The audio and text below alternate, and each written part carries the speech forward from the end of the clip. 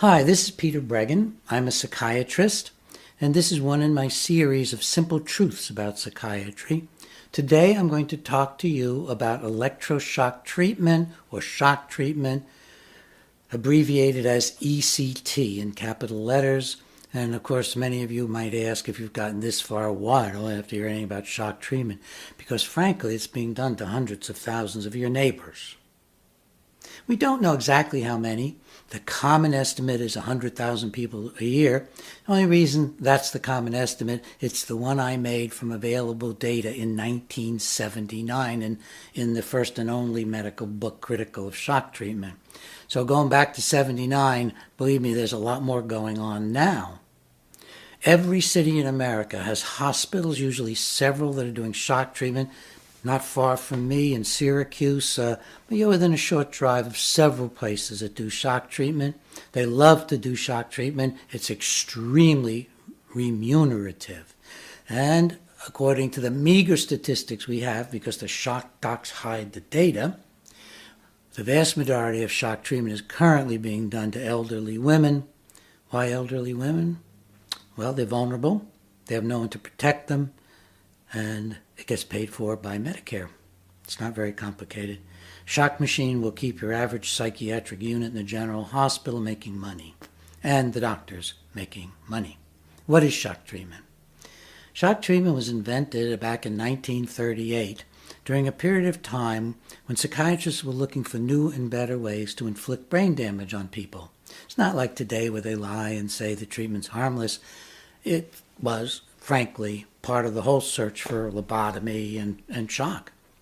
And Cerletti and Bini in Italy found out that there were pigs being knocked out with jolts to the head of normal electricity, gave them a seizure, they fell to the ground, and if they weren't slaughtered, they would get up, they'd be wobbly, and they'd walk away. And that gave them the idea this might be a good way to administer shocks to human beings using electricity.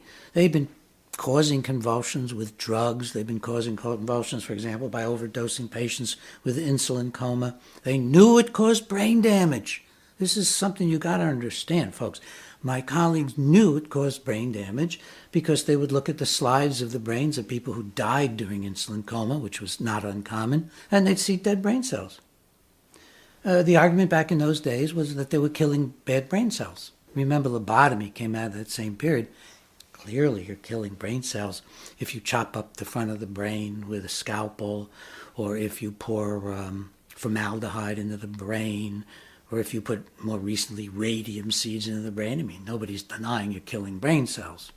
You see, psychiatry has a history of killing brain cells. The only reason that the modern shock doctors no longer talk about damaging the brain as being the treatment, the only reason they don't do that now is because I publicized it way back in 79 and quoted all of them, and it really made for bad PR. So now shock treatment is supposed to correct biochemical imbalances. Well, first, there aren't any imbalances, and second, the only thing a blow to the brain can do is disrupt all its functions.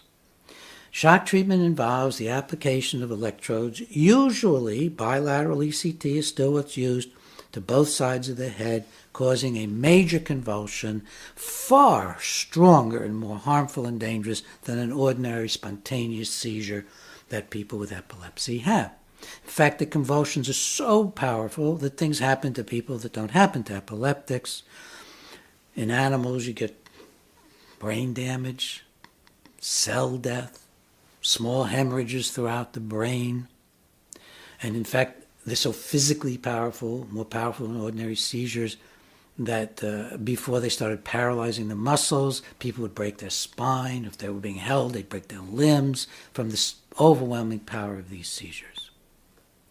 Sometimes the electrodes are placed so that only one's over the frontal and temporal lobe. This is where your frontal lobe is and also the tip of your temporal lobe. And they'll put one further back on your head. The idea being that maybe it would be less damaging to do it on one side of the head, particularly the side of the head that wasn't the language center. Well, all that happens from that is it's a little harder for the person to realize what's happened to them. Now the damage is actually more focused in a narrower area, causes at least as much damage as bilateral. But then again, maybe not, because, quote, it doesn't do as much good. And since the damage is the trick, most docs don't use the new kinds of electrode placements. They use the old kinds. Now let's talk about new electroshock. Oh, Breggin doesn't know what he's talking about. We have new modified forms. Well, one of the sins of my life is that I gave new modified forms of shock treatment as a psychiatric resident at Harvard in 1963 and 4. I want to take a breath and tell you that I've spent a lot of time setting up a free website so that if you hear somebody's about to get shock treatment, you can go on the website, you can print out a color brochure to give them, it's all free, or you can just print out the brochure as a straight, essay on paper to show to somebody, and look at well over 100 PDFs of articles about brain damage from shock, about women becoming more submissive to their husbands, about doctors shocking women to make them more submissive to their husbands. It's all there documented. About people losing much of their memory for their whole lives, all documented. The animal studies, all documented. It's on ectresources.com. ectresources.com. I even have put up there for your use code words, like brain damage, women, abuse, animal studies, that you can just plug in and get all the studies that I've put up there that relate to that. When shock treatment is done, certainly by the second or third one, let alone 8, 9, 10, or 20, the person wakes up after a period of coma. You go into a coma. How could that not be harmful to the brain? How could a blow to the brain with electricity so severe cause a coma and you're not harmed by it? In addition, very often, if they're doing brain waves and EEG, the brain wave flatlines. What does that mean? That's brain death. It's a temporary, brief, several seconds long period where your poor brain is so exhausted from the massive seizure, the electricity, the hypertension, the breakdown of the blood vessels inside the brain, that it stops working for a time. You wake up in a completely disoriented state. Most of the time you don't know you had shock treatment. You don't know what's happened to you. You can't remember the treatment. And gradually, as the treatments increase, you lose more and more of your past memory.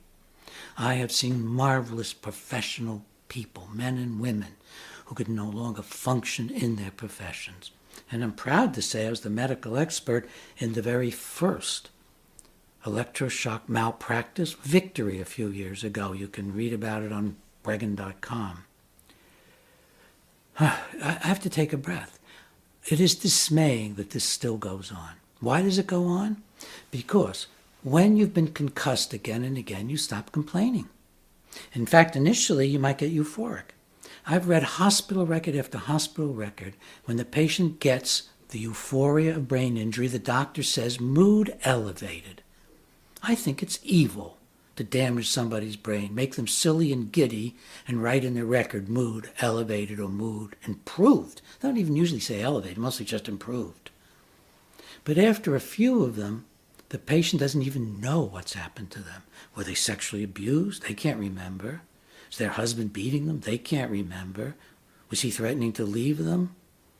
They can't remember. Was the husband, and mostly these are women, was the husband having an affair? They can't remember.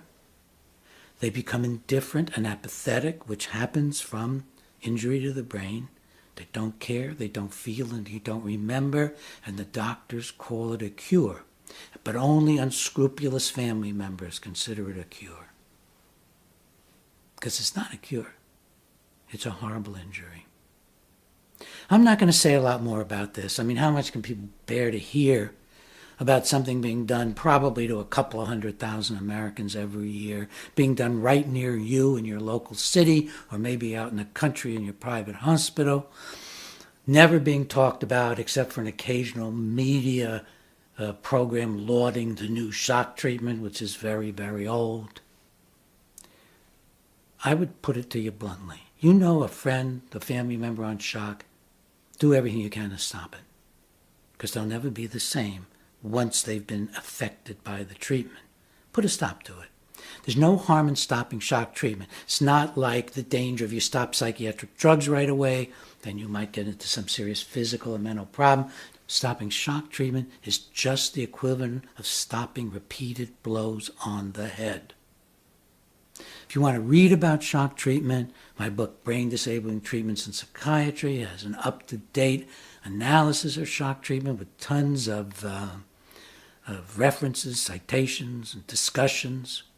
And you can also go to, as I mentioned to you before, to ectresources.org, ectresources.org.